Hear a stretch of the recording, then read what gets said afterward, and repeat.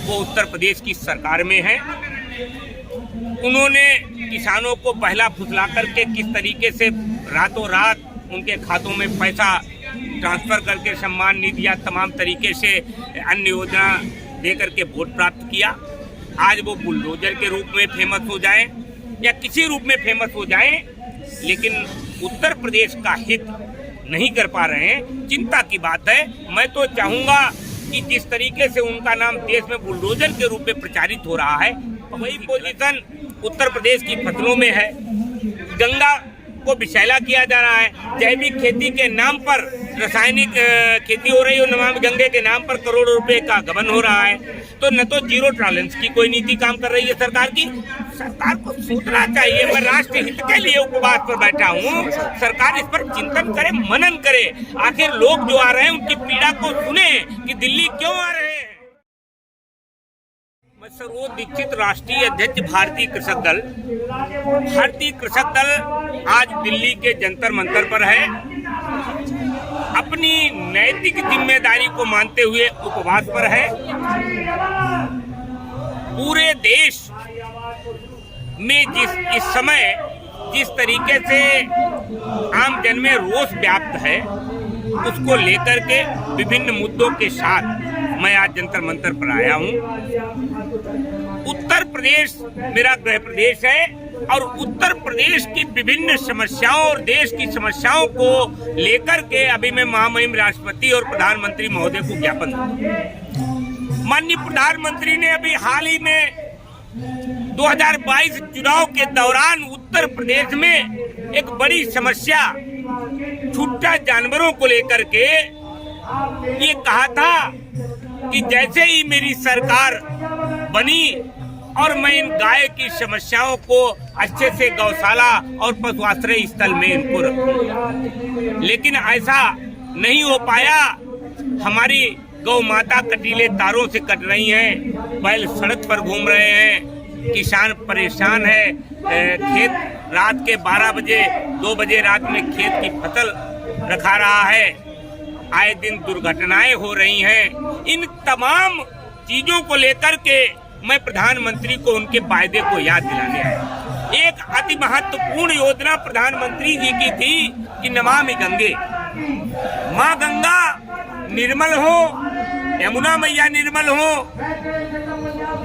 ऐसी मंशा थी और इसको लेकर के नमामि गंगे के तहत काम हुआ। लेकिन करोड़ों करोड़ रुपये नमामि गंगे और कृषि विभाग के माध्यम से खा लिए गए। भ्रष्टाचार चरम सीमा पर हुआ। आज पोजीशन ये है कि न तो हमारी माँ गंगा अविरल हो रही है, न हमारी माँ यमुना अविरल हो रही है। और देश के प्रधानमंत्री बराबर ये कहते हैं कि जल जंगल जमीन की बात भारतीय जनता पार्टी और उसकी सरकार करती है। इन तमाम विषयों के साथ मैं किसान की पीड़ा को लेकर के 2022 में तो आय दोगुनी नहीं हुई, आप सब जान ही रहे हैं, लेकिन 2024 तक आय दोगुनी करने की कोई मंशा भी सरकार की नहीं है, क्योंकि किसान का न्यूनतम समर्थन मूल्य जो उसको मिलना चाहिए था वो उसको एमएसपी नहीं मिल पा रही है। कुछ राज्यों में लड़ झगड़ के कुछ एमएसपी ले लिए, पंजाब जैसे राज्यों ने, लेकिन उत्तर प्रदेश की स्थिति यह है कि वहाँ 10% लोगों को भी एमएसपी पर उसका उपज नहीं खरीदा जा रहा है। और एमएसपी भी जो तय की जा रही है वो लागत से कम पर तय की जा रही है। आपके चैनल के माध्यम से मैं भारत सरकार से माननीय प्रधानमंत्री जी से विनम्र अनुरोध करूंगा कि मेरे मांग पत्र पर गंभीरता पूर्वक विचार करें। ये सांकेतिक उपवास है आज का। भारतीय कृषक दल राष्ट्रीय पदाधिकारियों के साथ आज उपवास पर है और इसके बाद जन आंदोलन रचनात्मक रूप से करेगा और उत्तर प्रदेश ही नहीं संपूर्ण देश में जाकर के प्रचार करने का काम करेगा। योगी जी का घंटा बज रहा है। योगी जी कह रहे हैं कि हमने पूरा उत्तर प्रदेश जो है हरा भरा कर दिया है और सफाया कर दिया है। देखिए, आपने सुना होगा, बाबा बुलडोजर का नाम तो सुना ही होगा आपने। मेरा गृह प्रदेश है उत्तर प्रदेश और जिसकी लाठी उसकी भैंस, ये हमारे यहाँ एक कहावत का अर्थ है। वो उत्तर प्रदेश की सरकार में है। उन्होंने किसानों को पहला फुसला करके किस तरीके से रातों रात उनके खातों में पैसा ट्रांसफर करके सम्मान निधि या तमाम तरीके से अन्य योजना दे करके वोट प्राप्त किया। आज वो बुलडोजर के रूप में फेमस हो जाए या किसी रूप में फेमस हो जाए, लेकिन उत्तर प्रदेश का हित नहीं कर पा रहे हैं। चिंता की बात है। मैं तो चाहूंगा कि जिस तरीके से उनका नाम देश में बुलडोजर के रूप में प्रचारित हो रहा है, बहुत ही गलत बात है। संत के रूप में उनका नाम प्रचारित होना चाहिए। हमारी सनातन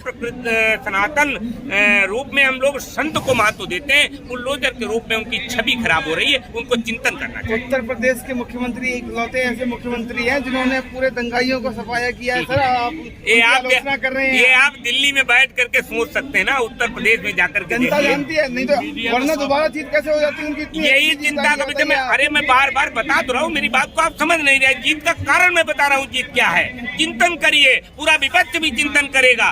रातों रात उत्तर प्रदेश की सरकार ने कृषि विभाग से मिलकर के बिना किसी सत्यापन, बिना किसी कागज के किसान सम्मान निधि का पैसा किसानों के खातों में भेज दिया। 5 किलो गेहूं, चावल, राशन फ्री कर दिया। सुप्रीम कोर्ट ने टिप्पणी की है, आप लोग देख ही रहे हैं, आपके चैनल के माध्यम से भी हम सब लोग भी देखते हैं। सुप्रीम कोर्ट की टिप्पणी देखिए कि रेवड़ी बट रही है ना, तो ये जनता के टैक्स का पैसा है। अभी आपने देखा भी नोएडा में इमारत गिरा दी गई, किसका पैसा बर्बाद हुआ। ये चिंतन का विषय, चिंतन करिए। सर, वो तो इसलिए गिराई गई ना कि उससे आगे बहुत बड़ा खतरा। अरे तो मेरे भाई, आखिर जो करप्शन हुआ वो 10 साल 9 साल विभिन्न सरकारें रही, इसकी जिम्मेदार कौन है। पैसा तो मतलब आप भ्रष्टाचार करके अपनी बिल्डिंग को अरे बना लो, हद हो गई। वो भी गलत तरीके से। अच्छा, वो भ्रष्टाचार बिल्डिंग बंद कैसे गई, तब तक क्या होता रहा। ये जनता का पैसा नहीं था जो बर्बाद हुआ। चिंता का विषय है। हम सब लोग निश्चित रूप से इस पर चिंतन करें। जिस तरीके से अभी आप किसानों की बात कर रहे हैं, 13 महीने हो गए किसान जो अपना धरना पत्र देकर चले गए थे। कहा गया था एमएसपी लागू हो जाएगी, परंतु अभी तक एमएसपी लागू नहीं की गई है। अब भारतीय के प्रधानमंत्री जी कहते हैं कि हम किसानों के हित में बहुत बड़ा। अब आप लोग देखिए किसानों का क्या हित कर रहे हैं। 2022 में किसान की आय दोगुनी कर रहे थे, नहीं हो पाई। किसान का एमएसपी पे नहीं हो पाया। मध्य प्रदेश की घटना मैं बता रहा हूँ, अभी मेरे पास एक मोबाइल पर यूट्यूब भेजा है मध्य प्रदेश के किसान परिवारों ने कि लहसुन जो है 2-3 रुपए किलो वहाँ बिक रहा है, और वही माल और गोदामों में 25 रुपए, 50 रुपए, 100 रुपए किलो बिक रहा है। तो आप बताइए आय कैसे दोगुनी होगी। वही पोजीशन उत्तर प्रदेश की फसलों में है। गंगा को विषैला किया जा रहा है। जैविक खेती के नाम पर रासायनिक खेती हो रही है, नमामि गंगे के नाम पर करोड़ों रुपए का गबन हो रहा है। तो न तो जीरो टॉलरेंस की कोई नीति काम कर रही है सरकार की। सरकार को सोचना चाहिए। मैं राष्ट्र हित के लिए उपवास पर बैठा हूँ। सरकार इस पर चिंतन करे, मनन करे। आखिर लोग जो आ रहे हैं उनकी पीड़ा को सुने कि दिल्ली क्यों आ रहे हैं। कुछ तो कमी है ना दिल्ली सरकार में। ने अभी ऐलान किया है कि किसान अपना ट्रैक्टर और बोरिया बिस्तरा लेके फिर तैयार रहे, हम बड़ा आंदोलन करने वाले हैं। देखिए राकेश टिकैत जी आंदोलन करने के लिए तैयार रहेंगे, अच्छी बात है। किसान हित तो में जो भी करेंगे। अरे क्यों नहीं आएंगे, हम तो किसानों के लिए ही समर्पित है। किसान मेरा परिवार है, मैं किसान का बेटा हूँ, खेती करता हूँ, सारी चीजें हैं। लेकिन तमाम निर्णयों पर किसान संगठनों को भी चिंतन करना होगा, बैठना होगा। उनको एक नीति और बनानी पड़ेगी। ऐसी नीतियों से काम नहीं चलेगा। जिस तरीके से लखीमपुर खीरी में अभी आपने एक बहुत बड़ी घटना हुई, उसको आप कैसे देखते हैं। देखिए मेरे गृह जनपद के पड़ोस का लखीमपुर जनपद है, और वहाँ जो भी घटना हुई बहुत ही दर्दनाक घटना हुई। मैं संवेदना व्यक्त करता हूँ जो भी मृतक परिवार हैं, और उसमें निश्चित रूप से सीबीआई की जांच होनी चाहिए थी, और जांच सीबीआई की हो, और उसमें जो भी दोषी लोग हों उनको निश्चित रूप से दंड मिले। अजय मिश्रा टैनी जी ने भी एक बयान दिया था, बहुत बड़ा आपत्तिजनक बयान था। उसमें अफरा तफरी मची हुई है किसानों के बीच में। देखिए पचकाने के बयान, जब आदमी बौखला जाता है। आज अजय मिश्रा टैनी ही नहीं, पूरी भाजपा सरकार बौखलाई हुई है। किसी भी समय कोई भी बयान जारी कर सकती है। अभी आपने बुलडोजर का नाम लिया, कहीं भी बुलडोजर चल सकता है, कहीं भी हो सकता है। दंगाइयों पे चल रहा है, ऐसा नहीं कि किसी और पे भी चल रहा हो। मेरा कहने का से मैं, आप जो कह रहे हैं अजय मिश्रा की बात गलत वही नहीं कर रहे हैं।